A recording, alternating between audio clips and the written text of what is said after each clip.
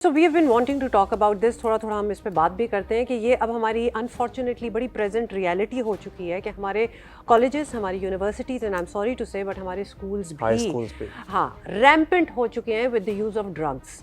मंशियात की यहाँ बात हो रही है, मतलब यहाँ यूज़ हो रहे हैं, यहाँ सेल हो रहे हैं, यहाँ ट्रेडिंग हो रही है। So a lot is happening and something needs to be done. देखिए, यूजेज से बात आगे बढ़ती है और फिर बच्चे बेचना शुरू कर देते हैं। ये सब कुछ भी हो रहा है ताकि अपनी कंजम्पशन को सपोर्ट कर सकें। और इसका ताल्लुक अगर किसी को लगता है ना कि किसी खास सोशो इकोनॉमिक क्लास से है कि सिर्फ अमीरों के बच्चों की ये प्रॉब्लम है, ऐसा नहीं है। सो गरीबों के बच्चों का प्रॉब्लम ये है, मुतवस्सित तबकों के बच्चों का प्रॉब्लम ये है। जहाँ जहाँ बच्चों का प्रॉब्लम है वहाँ irrespective of socio economic class तालीमी इदारों में ड्रग्स का इस्तेमाल हो रहा है। अच्छा, अब ये है, ये प्रॉब्लम चूंकि हर किसी को कंसर्न करती है, मतलब ऑलमोस्ट सारों के बच्चे स्कूल कॉलेजेस कहीं ना कहीं तो पढ़ ही रहे होते हैं। तो अब फैसला ये किया गया है कि पुलिस और सिविल सोसाइटी जो है वो मिलकर कुछ ऐसे मैकेनिज्म्स बना रहे हैं जहां ये कटेल क्या, इसको रोका जाए, रेप्रिमांड किया जाए और इसको जड़ से यूज ऑफ ड्रग्स जो है उसको खत्म किया जाए। और पता है क्या, ये सिर्फ इसलिए इस तरह नहीं होगा कि आपने स्मोकिंग के पे, आपने वेपिंग पे, आपने ड्रग इस्तेमाल किसी भी को पकड़ लेंगे तो कॉन्फिस्केट कर लेंगे, एक्सपेल करने की धमकी दे सकते हैं, या आपने कैंपस जो है स्मोक फ्री बना दिया। इसकी एक होलिस्टिक अप्रोच होनी चाहिए। ये जो स्कूल टाइप डिसिप्लिनरी बिहेवियर्स है ना कि हाँ जी सिगरेट नहीं पी सकते आप इतने किलोमीटर के रेडियस में या यहाँ, इससे आगे बढ़कर कुछ सोचना पड़ेगा। और बाज यूनिवर्सिटियों ने सोचा है और उसमें से एक यूनिवर्सिटी है बेकन हाउस नेशनल यूनिवर्सिटी। इसलिए आगे सोचना पड़ेगा क्योंकि ये छोटी मोटी चीज नहीं है ना, मतलब ये ऐसी बात तो नहीं है कि जी ना करो और रेप्रिमांड कर दिया या स्लैप ऑन द रिस्ट वाला एटीट्यूड नहीं हो सकता। You have to stop it, क्योंकि आपकी सेहत, आपका फ्यूचर, सब कुछ इस पे दाव पे लग सकता है, आपकी फैमिलीज खत्म हो सकती हैं because of it. So what you said is right. Private universities ने ये की है, उन्होंने पहल ली है, इसमें पहल की है इसमें, और ड्रग फ्री सेफ कैंपस बनाने के लिए बहुत से मॉडल्स जो हैं वो अपनाए जा रहे हैं।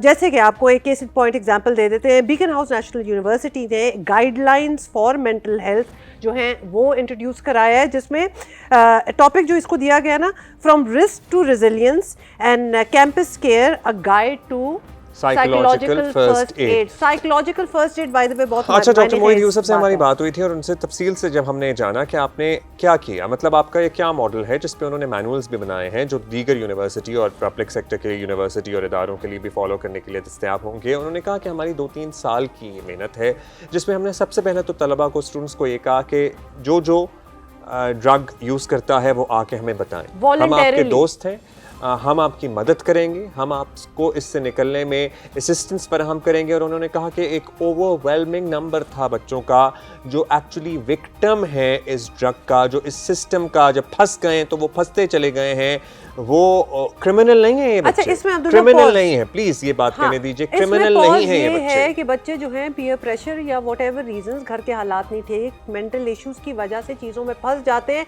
और चूंकि there is such a stigma attached, as होना भी चाहिए, वो किसी को बता नहीं सकते और उसके बाद वो उस पर फंसे रहते हैं। ये बहुत अच्छा फर्स्ट स्टेप है कि एक नॉन जजमेंट स्पेस जो है वो इन बच्चों को दी जाए, ताकि मदद मांगने के लिए भी किसी को एडमिट तो करना होगा ना कि this is what we are doing. तो ये it's a very brave move कि आप स्टूडेंट्स को खुद इनवाइट करें कि आप आके हमें बताएं and we will help you, हम आपकी मदद करेंगे, हम आपको जज नहीं करेंगे, एंड दैट हेल्प्ड। हाँ, दैट डिड हेल्प। और फिर वहाँ पे जाहिर है साइकोलॉजिस्ट का भी काम आया, साइकेट्रिस्ट के भी काम आए, काउंसलर्स का काम आया, और ज़्यादातर बच्चों के बारे में ये देखा गया कि फैमिली का एक ट्रॉमा है जिसको लेकर वो आगे चले हैं, चाहे वो कोई भी हो सकता है, फैमिली, कोई बचपन में अब्यूज़ है, हैरासमेंट है, किसी भी तरह का इशू है, उसकी वजह से वो इसमें पड़ गए और अब वो इस साइकिल से निकलना चाहते हैं लेकिन निकल नहीं पा रहे। यूनिवर्सिटी ने बजाय इस पे सख्ती तो की, जिन्होंने नहीं आके बताया, फिर उन पे सख्ती भी की और जाहिर है उनको फिर रेप्रिमांड भी किया गया, लेकिन जिन्होंने आके बताया उनको एक्चुअली उनके साथ एम्पैथी दिखाई गई, एम्पैथाइज किया गया, उनको मदद की गई, उनकी साइकोलॉजिकल टेक केयर किया गया, व्हाटएवर वाज रिक्वायर्ड, क्योंकि ये यूनिवर्सिटीज़ और कॉलेजेस ने, and that is the model to follow, कि उन्होंने ये ठान ही ली कि हम पे है कि हम अपने बच्चे जो हैं उनको सही राह पे लाएं। और सही राह का मतलब है drugs are destructive to the core, मतलब उसके बाद आपकी पढ़ाई क्या, आपका प्रोफेशन क्या, आपका फैमिली क्या, everything is focused on that. सारी चीज़ उससे ख़राब हो जाती है। तो लिहाजा we think it's a very brave move और हाँ। ऐसी गाइडलाइंस जो हैं अगर ये 2-4 बड़ी यूनिवर्सिटीज़ इनको टेकअप करें, all colleges, universities should follow this And model. please do not treat these children as criminals. आप इनके साथ पहले empathize तो यही है। करें और इनको victim के तौर पर लें and फिर देखिए क्या तब्दीली आती है और इनके पेरेंट्स रवैये जो में। है ना वो थोड़ा सा वो भी नज़र रखें बच्चों पे और अपना एटीट्यूड भी चेंज करें और बच्चा अगर उसकी मैनरिज्म डिमीनर ज़रा ओवरनाइट आपको चेंज होता हुआ नज़र आ रहा है तो प्लीज़ उसको फोकस करें। उसकी मदद करें। उसकी बैकग्राउंड है, उसकी मदद बैकग्राउंड करें, उसकी मदद करें।